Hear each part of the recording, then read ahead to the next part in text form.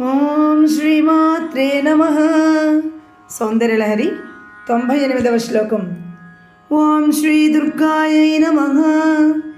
కదా కాలే మాతః కథయ కలితాలక్తకరసం పిబేయం విద్యార్థి తవ చరణ నిర్నేజన జలం ప్రకృత్యా మూకానామపి చ కవితా కారణతయా కదా ధత్తే వాణీ ముఖకమలతాంబూల రసతాం.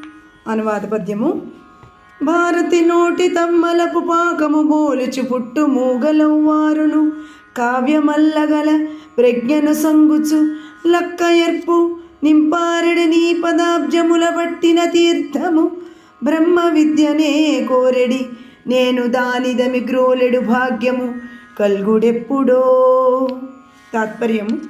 తల్లి జగజ్జనని స్వాభావికముగాని చెవిటి వారికి వినికిడి శక్తిని మూగవారికి మాట్లాడు శక్తిని కలిగించునదై కవిత్వ రచన సౌభాగ్యమును ప్రసాదించునదై సరస్వతి దేవి తాంబూల రసము వంటి దగులత్తుక రసముతో కలిసిన నీ పాద ప్రక్షాళన జలమును విద్యార్థినైన నేను ఎప్పుడు గ్రోలుదునో చెప్పుము.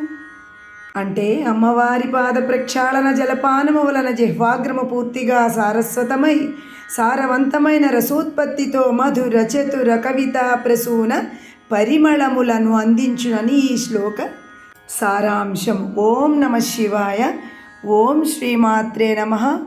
ఓం శ్రీ దుర్గాయై నమో నమః.